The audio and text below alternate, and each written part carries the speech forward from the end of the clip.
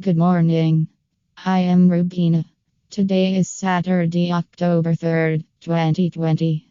Nagorno-Karabakh. Fresh fighting erupts, stashing ceasefire efforts. Armenia has accused Azerbaijan of new offensive, while Azeri Defense Ministry says it destroyed Armenian military equipment.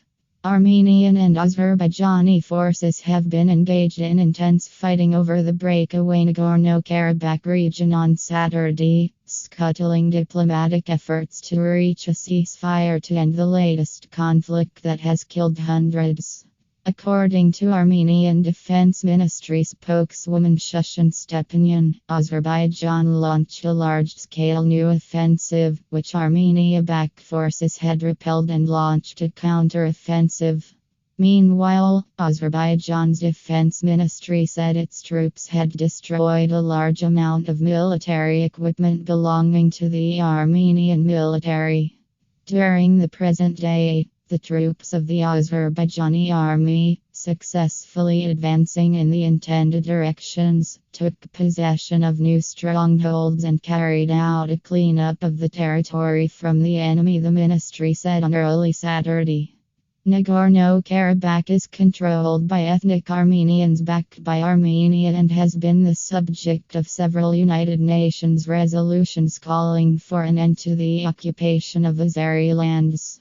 The leader of the breakaway province said he was heading to the front and that the final battle for the region had begun, 7 days after a new fighting erupted in the decades-old dispute.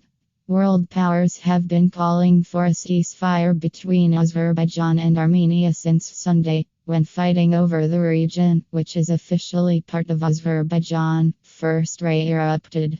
On Friday, Armenia's foreign ministry said it was prepared to work with international mediators France, Russia and the United States to reach a ceasefire with Azerbaijan.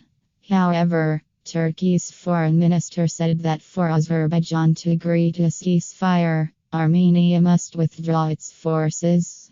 Armenian sources have put the death toll from fighting in the region, where about 145,000 people live, at more than 200, while Azerbaijan most recently said that 19 civilians had been killed and 60 injured. More troops into the conflict area. Armenia said Azerbaijan brought more troops into the conflict area, which the government in Baku has not confirmed.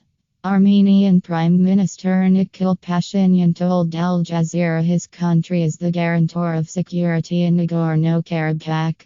Azerbaijan launched a direct attack on Nagorno-Karabakh and Armenia has certain obligations to provide the security for the region, he said.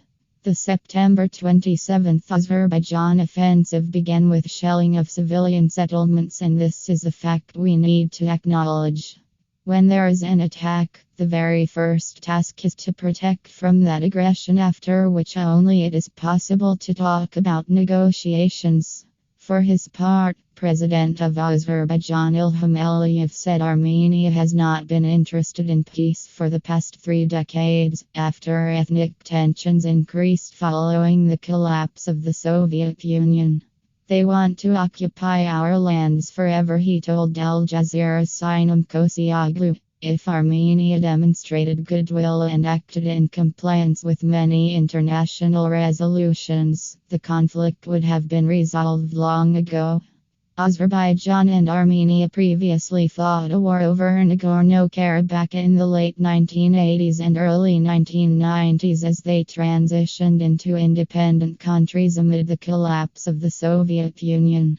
The war, which ended with a fragile peace treaty in 1994, is estimated to have killed tens of thousands of people, including more than 1,000 civilians. Thanks for watching TV Kabar News Studio.